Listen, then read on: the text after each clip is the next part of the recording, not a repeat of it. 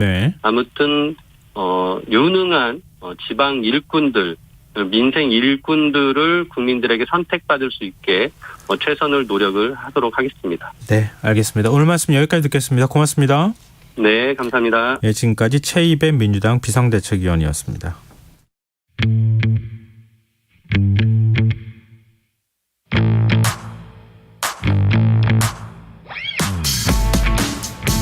냉철하고 가감 없는 분석으로 미디어 본연의 역할을 찾아가는 시간입니다. 미디어 직설 언론인권센터 윤여진 상임이사 전화로 만나보겠습니다. 이사님 안녕하십니까? 네, 안녕하십니까? 예, 오늘은 어떤 미디어 이슈에 대해서 얘기해 볼까요? 네, 많은 분들이 아시겠지만 윤석열 정부가 어제 공식 출범했습니다. 그런데 초기 내각인 국무총리와 장관직 대부분을 임명하지 못한 채 반쪽으로 출발하게 된 거죠. 네. 인사청문회 절차가 늦어지거나 청문보고서 채택이 미뤄지고 있기 때문인데요. 정치권의 공방이 치열해질수록 지켜보는 국민들은 좀 혼란스럽기만 할 것입니다. 2주 동안의 국무위원 20명에 대한 인사청문회가 진행되는 데다가 심지어 하루에 최대 6명의 인사청문회가 동시에 열리는 일까지 발생하면서 어느 후보에게 어떤 의혹이 제기됐고 청문회에서 그 의혹에 대한 해명이 제대로 이루어졌는지 일일이 확인하기도 쉽지 않은 상황이기 때문이죠.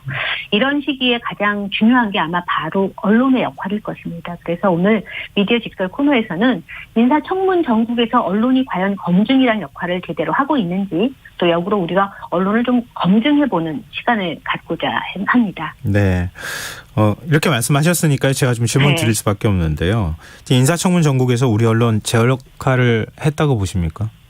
뭐 하지 않았다고 볼 수는 없지만 그렇다고 또 잘했다라고 평가하기 좀 어려울 것 같습니다. 왜냐하면 새로운 정부의 국무위원회 인선은 그 정부의 성격을 보여주는 거고요. 네. 또 각각 후보자에 대한 검증뿐만 아니라 뭐 정책이나 철학을 보여주는 게 언론의 역할인데 사실 우리 국민들이 그만큼 그 언론을 통해서 알 권리를 충족했다고 보기 좀 어려울 것 같아요.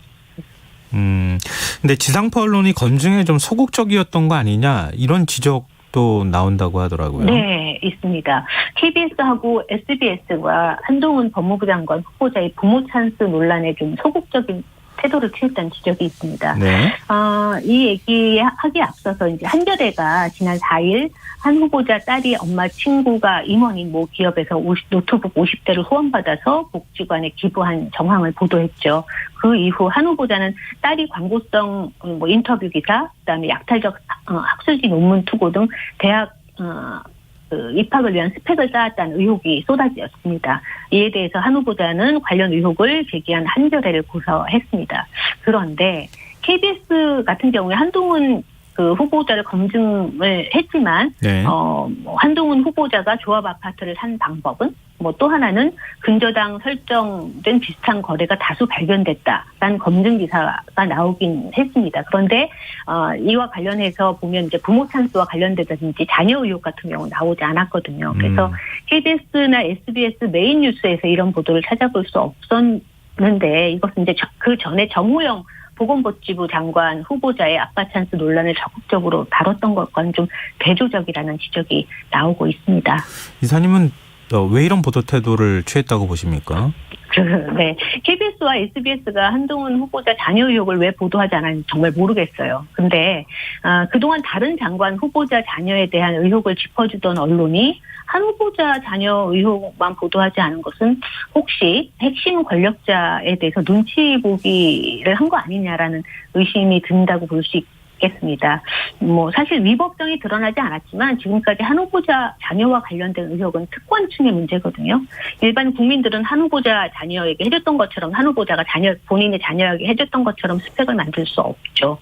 특히 이제 법무부 장관은 출입국 관리, 교정시설 등 일반 시민들의 인권을 다루는 부서인데 특권층인 사람이 관련 행정에 있어서 어떤 관점을 갖고 있는지 언론이 제대로 지적해야 되고 특히 이제 공영방송과 지상파 방송은 일반 시민의 입장에서 질문을 하고 또 이것에 대한 의혹을 제기하는 게 맞지 않았나 싶습니다. 일부 장관 후보자들이 언론을 상대로 법적 대응에 나서는 것 이거 어떻게 보면 좋을까요? 네, 있었죠. 또 지금 아까 말씀드렸던 한 후보자뿐만 아니라 이상민 행정안전부 장관 후보자는 청탁 사건 연루 의혹을 보도한 한겨레 기자에 대해서 민형사 책임을 묻겠다는 입장을 밝힌 바 있습니다. 한겨레가 지난달 22일 이 후보자가 브로커 A씨의 피고인 청탁할전 사건 판결문에 언급됐다는 점을 소개하면서 판결문에 이 후보자가 권익위원회 부위원장으로 재직하던 중에 피해자 B씨에게 이메일로 이제 법률 상담을 해준 정황이 나온다고 보도를 했었습니다. 이에 대해서 이제 이 후보자 인사청문회 준비자는 지난달 23일 입장문을 배포하고 기사가 판결문에 있지도 않은 내용이나 판단을 마치 판결문에 있는 것처럼 했다. 국민을 현혹했다라고 주장을 하기도 했습니다. 한동훈 법무부 장관 후보자도 자녀 스펙 문제 이른바 부모 찬스 의혹을 제기한 기자들 고소하는 일이 있었습니다. 한겨레가 5월 4일 이제 보도한 것에 대해서 한 후보자는 딸이 어머니 인맥을 이용해서 기업으로부터 노트북을 후원받아서 대학 진학을 위한 기부 스펙을 쌓았다는 의혹을 보도했는데 한 후보자는 딸의 이름으로 기부했다는 한겨레 보도가 사실이 아니다. 정상적인 보도 활동을 했는데 무리한 프레임을 씌웠다라고 하면서 한겨레 기자 3명과 보도 책임자를 서초서에 이제 고소를 했죠. 예. 네. 근데 정치인이나 관료들이 언론을 상대로 소송을 낼 때마다 나오는 논란이기도 한데요. 일단 언론의 검증 기능을 위축시키는 거 아니냐라고 하는 우려의 목소리도 있어요. 네, 당연합니다. 이 문제와 관련해서는 인사청문회에서도 직접적으로 거론이 됐어요. 이상민 행안부 장관 후보자 인사청문회에서 정의당의 이은주 의원은 언론 재갈 물리기를 한 거 아니냐. 그리고 언론은 감시가 본연의 임무고 국회가 검증을 위해 모든 사실관계를 확인할 수 있는데 의혹 제기를 법정 다툼으로 이제 언론이 제기한 의혹 제기를 법정 다툼으로 가져가는 것 아니냐라고 질의를 했고 이에 대해서는 이 후보자는 언론의 자유는 절대적으로 보장돼야 되지만 고소장을 보면 의도적으로 허위 사실을 보도했다. 그래서 고소를 제기한 거라고 반박을 했습니다. 한동훈 법무부 장관 후보자와 관련돼서도 청문회장에서 이제 김용민 민주당 의원이 한 후보자에게 딸 논문에 문제가 없다면 왜 고소한 거냐라고 고소를 취하할 생각은 없냐라고 물었을 때 한 후보자는 언론 자유를 대단히 중요하지만 법무부 장관이 되려는 사람이 자제했지만 그럼에도 불구하고 딸의 명의로 간 게 아닌 걸 알면서도 악의적으로 보도했기 때문에 고소를 취하할 생각이 없다. 이런 발언을 했습니다. 언론 보도가 한번 되고 나면 그걸 바로잡는 게 굉장히 어렵잖아요. 나중에 정정 보도를 낸다고 하지만 그건 눈에 잘 안 띄니까요. 한 후보자 주장도 좀 설득력이 있지 않습니까? 청문회에서 사실은 사실관계를 밝힐 수도 있고 여러 가지 본인들의 스피커를 가지고 할 수 있는 측면이 있습니다. 이제 그럼에도 불구하고 언론이 프레임을 잘못 씌웠거나 아니면 사실관계가 확인되지 않은 보도를 했을 때 그것을 정정하는 데 시간이 오래 걸리는 측면도 없지 않아 있다고 볼 수 있습니다. 그럼에도 불구하고 사실 그 의혹 제기와 관련해서 이렇게 법적인 소송을 곧바로 제기한다거나 이런 것에 대해서는 좀 신중해야 되지 않나? 저는 좀 그런 생각을 좀 갖고 있습니다. 근데 이런 가운데 언론의 오보도 좀 논란이 됐죠? 네. MBC 같은 경우가 이제 한동훈 법무부 장관 후보자 부모 찬스 논란이 또 오보로 밝혀진 또 예도 있었어요. 뭐냐면 단독으로 보도를 했는데 한동훈 장녀 서울시장상, 인천시장상 수상, 시에선 준 적이 없다라고 보도를 했는데 사실 준 적이 있는 걸로 밝혀졌어요. 시에서 처음에는 이제 준 적이 없다라고 말했지만 이후에 시에서 확인되지 않았다. 사실은 준 적이 있다라고 했는데 언론이 조금 더 좀 살펴봤으면 이렇게 오보를 내지 않지 않았을까 이런 생각을 합니다. 현재 비슷한 사례가 또 인선 보도와 관련된 것들이 있습니다. 네.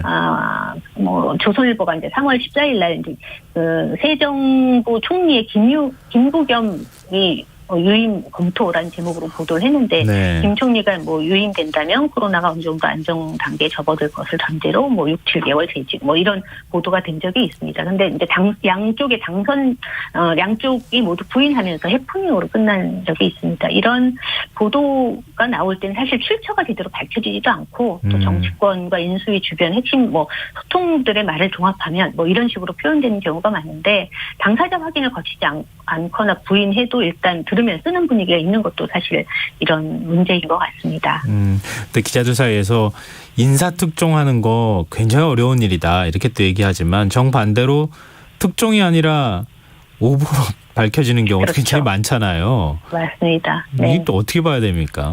뭐 언론의 입장에서 본다면 뭐 인사검증 보도 뭐 이 등등이 굉장히 취재가 어렵다고 얘기를 해요. 왜냐하면 인사검증 보도는 언론사에서는 이제 고위 공직 후보자에 대해서는 수사권도 없고 또 언론이 맨땅에 헤딩하는 식으로 깊숙한 취재를 하는 것이 쉽지 않다. 그리고 또 이제 실제 인준이 이루어진 이후 청문회까지 대부분 한 2, 3주의 시간밖에 없는데 정부가 국회에 청문회 4, 5일 전에 인사동의안을 보내는데 여기에 이제 병역, 재산, 기본 사항만 있기 때문에 언론사가 정치, 경제, 뭐 사회부 가장 역량 있는 기자들이 모여서 특별 취재팀을 꾸리고 또 야당 의원들을 통해서 인사동의안을 입수하고 뭐 미약한 근거를 바탕으로 상문수사하듯이 더듬는 과정에서 인사검증 보도의 일반적인 풍경인 그것이 이제 일반적인 풍경인데 그런 과정에서 시간도 부족하고 정보도 부족하다 보니까 그런 일이 좀 발생한 측면도 있다라는 게 또 언론 측의 입장이기도 합니다. 근데 이런 가운데 지금 검증과 무관한 언론 보도,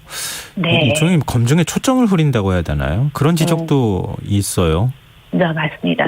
장관 후보자 인선이 마무리된 이후에 이제 언론은 한동훈 후보자를 포함한 다른 후보자에 대한 검증 보도를 내놓기 시작했는데요. 근데 이제 특이하게 좀 보여지는 게 한동훈 후보자와 관련해서 검증과 무관한 보도가 이어졌어요. 특히 이제 옷차림에 관련된 보도입니다. 윤 이제 대통령이죠. 윤석열 대통령과 인연이 깊은 만큼 한동훈 후보자에 대한 언론의 관심이 높을 수는 있지만 옷차림에 대해서 과도하게 의미를 부여하는 것은 어떻게 봐야 될지 정말 의문이 들기도 합니다.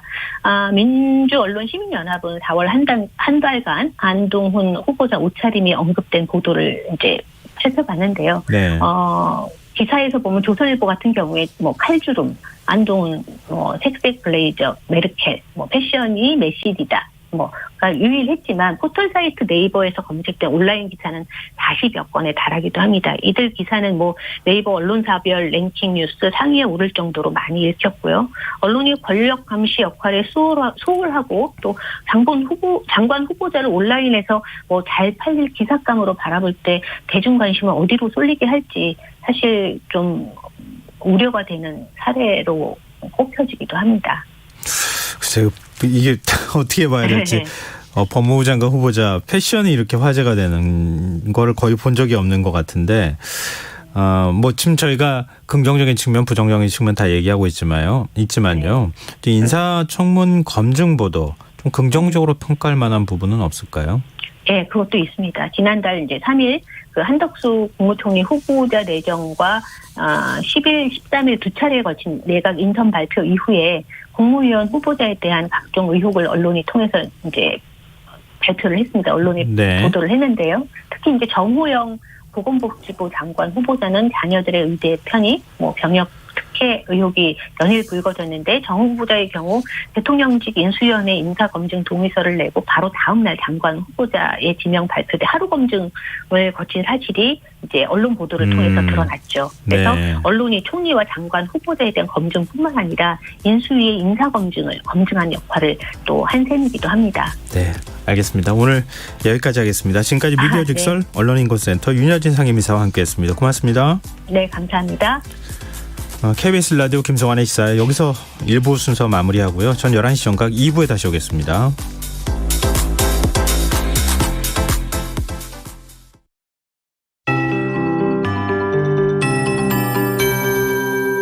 KBS 58분 날씨. 내일 중부지방은 구름 많겠고 남부지방과 제주도는 대체로 흐리겠습니다.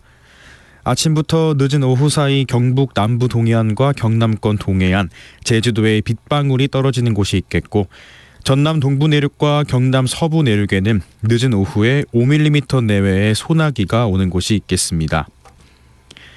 내일 아침 최저기온은 서울, 광주 16도, 부산 17도, 대전 15도, 춘천 13도 등 전국이 11에서 17도의 분포를 보이겠습니다.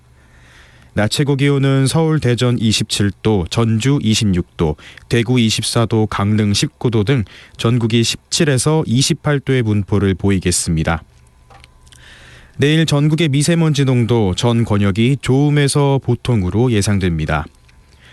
모레까지 기온은 평년보다 대체로 높겠으나 동해안 지역은 낮 최고 기온이 20도 이하로 선선하겠습니다. 특히 내일까지 내륙을 중심으로 일교차가 15